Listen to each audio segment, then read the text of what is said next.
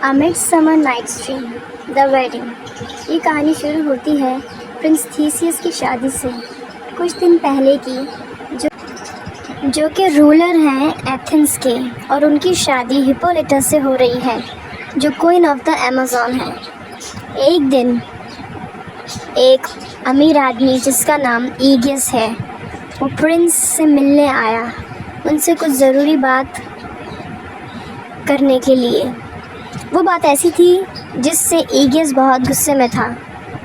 ईगियस की एक बेटी थी जिसका नाम हर्मिया था, और उसने अपनी बेटी की शादी डेमेट्रस से तय कर दी थी। और हर्मिया ने अपने फादर से कहा कि वो किसी और को पसंद करती है जिसका नाम लिजेंडर है। ईगियस बहुत ज़्यादा गुस्से में था अपनी बेटी से, और उसने कहा, जो मैं कह रहा हूँ वो मान लो या मर जाओ, क्योंकि यही रूल था उस ज़माने में एथेंस का। प्रिंस से सारी बातें सुनी ईगियस की, और हर्मिया से कहा, तुम्हारे फादर जो कह रहे हैं मान लो। पर हर्मिया ने कहा वो लिजेंडर को पसंद करती है और उसी से शादी करना चाहती है। लिजेंडर ने प्रिंस से कहा कि डेमेट्रियस हर्मिया की बेस्ट फ्रेंड को पसंद करता था पहले, जिसका नाम हेलेना था, और हेलेना अभी भी उसे प्यार करती है और वो चाहती है कि डेमेट्रियस उससे शादी कर ले। प्रिंस को बहुत बुरा लगता है हर्मिया के लिए, पर वो लॉ ब्रेक नहीं करना चाहता, तो इसीलिए वो हर्मिया से कहता है कि डेमेट्रियस से ही शादी करनी होगी, और अगर नहीं की तो हर्मिया को मरना पड़ेगा या उसे पूरी ज़िंदगी के लिए एक नन बन के रहना होगा, अपने घर से दूर और अपने दोस्तों से। उसे अपनी ज़िंदगी खुदा के नाम पर गुजारनी होगी। प्रिंस की शादी में 4 दिन बाकी हैं। हर्मिया के पास सिर्फ 4 दिन का टाइम है जवाब देने के लिए। हर्मिया और लिजेंडर प्लान करते हैं भागने का। हर्मिया नाखुश होती है, वो लिजेंडर के पास आती है और दोनों प्लान करते हैं एथेंस छोड़ने का। लिजेंडर की एक आंट है जो बहुत रिच है, जो 20 माइल दूर रहती है। वहाँ कोई रूल नहीं है क्योंकि वो एक डिफरेंट कंट्री है, एथेंस से बिल्कुल ही अलग। लिजेंडर ने कहा, हम आंट के घर जाएंगे, फिर वहाँ शादी कर लेंगे। हर्मिया और लिजेंडर भागने की पूरी कोशिश कर लेते हैं और ये प्लान करते हैं कि वो एथेंस में वहाँ मिलेंगे जहाँ वो बचपन में खेला करते थे, in the wood outside Athens. जब वो दोनों बात कर रहे होते हैं वहाँ पर, तब हेलेना उनको देख लेती है। हेलेना हर्मिया की बेस्ट फ्रेंड है, तो वो सारी बातें, अपना सारा प्लान हेलेना को बता देते हैं। लेकिन हेलेना राज रखने में माहिर नहीं, वो ये सारी बातें जाके डेमेट्रियस को बता देती है। उसे ऐसा लगता है कि अगर वो डेमेट्रियस को ये बातें बता देगी तो डेमेट्रियस को लगेगा कि वो उसकी मदद कर रही है और डेमेट्रियस उससे प्यार करने लगेगा। द वुड वही जगह थी जहाँ पे हर्मिया और लिजेंडर मिलने वाले थे। वो एक घर था एल्फ्स एंड फेरीज़ का, यानी बोनों का और परियों का, जहाँ पे उनकी एक मैजिकल लाइफ थी। वो फूलों को और दरख्तों को और जानवरों को देखभाल से रखते थे। वो वहाँ काम करते थे और गेम्स खेलते थे। खुली जगह में वो खेलते कूदते थे, और जब वो खुश रहते थे तो दुनिया भी खुश रहती थी।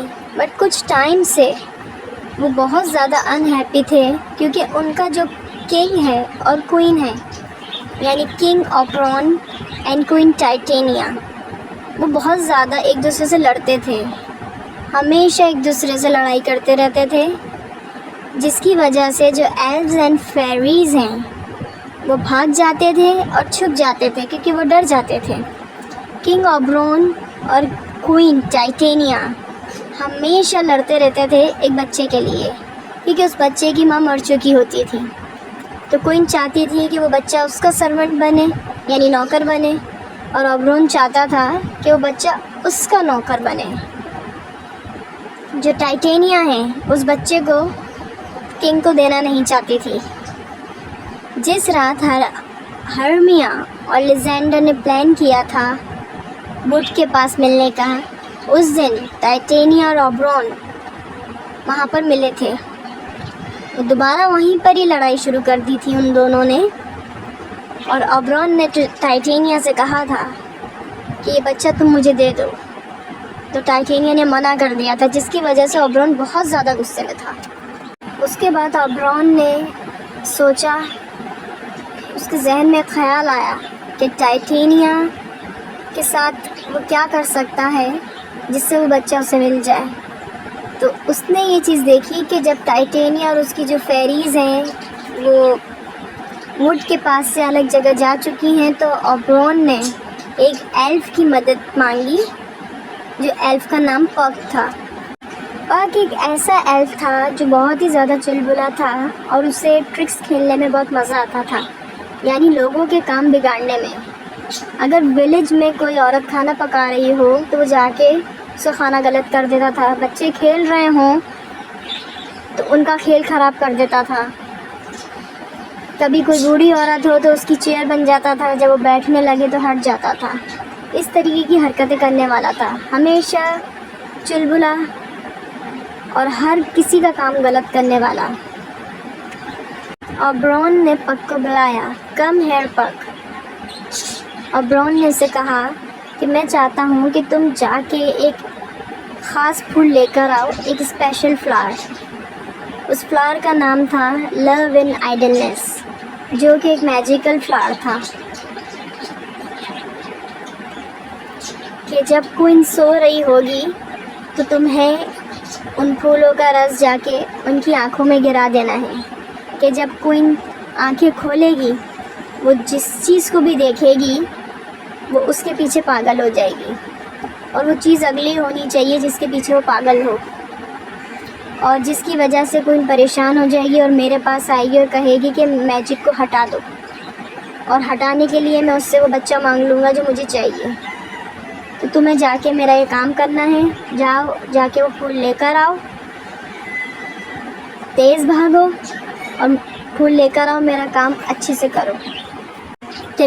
ओबरॉन सीज हेलेना एंड डेमेट्रिस, यानी ओबरॉन ने हेलेना और डेमेट्रिस को देख लिया था, क्योंकि वो इंतज़ार कर रहा था पग के आने का, क्योंकि डेमेट्रिस भी वुड के पास आ गया था जैसा हेलेना ने उसको बताया था।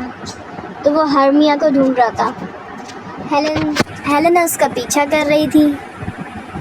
डेमेट्रिस और हेलेना ये नहीं जानते थे कि ओबरॉन उनको देख रहा है और उनकी सारी बातें सुन रहा है। ओबरॉन ने ये देख लिया और सुन लिया कि डेमेट्रिस हेलेना पे शोर मचा रहा है कि वो उसको क्यों फॉलो कर रही है, कि डेमेट्रिस उससे प्यार नहीं करता और वो चाहता है कि हेलेना उसे फॉलो ना करे। हेलेना उसे अपने प्यार का यकीन दिलाती है, लेकिन डेमेट्रिस और भी गुस्से में आ जाता है और वो ये चाहता है कि हेलेना उसे फॉलो ना करे। ओबरॉन ये सब देख के बहुत ज़्यादा सॉरी फील करता है हेलेना के लिए और डिसाइड करता है कि उसकी मदद करे। तो ये सोचता है कि जो फ्लावर उसने मंगाया है पग से, उसका जूस थोड़ा सा लव इन आइडलनेस जिसका नाम है, तो उस फ्लावर का जूस वो हेलेना के लिए इस्तेमाल कर ले कि वो डेमेट्रिस की आंखों में डाल दे ताकि वो उसके पीछे पागल हो जाए। जब पग वहाँ से लौटता है तो ओबरॉन उसे कहता है कि वहाँ पर एक ब्यूटीफुल लेडी है जो एथेंस से है। वो एक यंग मैन को पसंद करती है जो कि भाग रहा है उससे।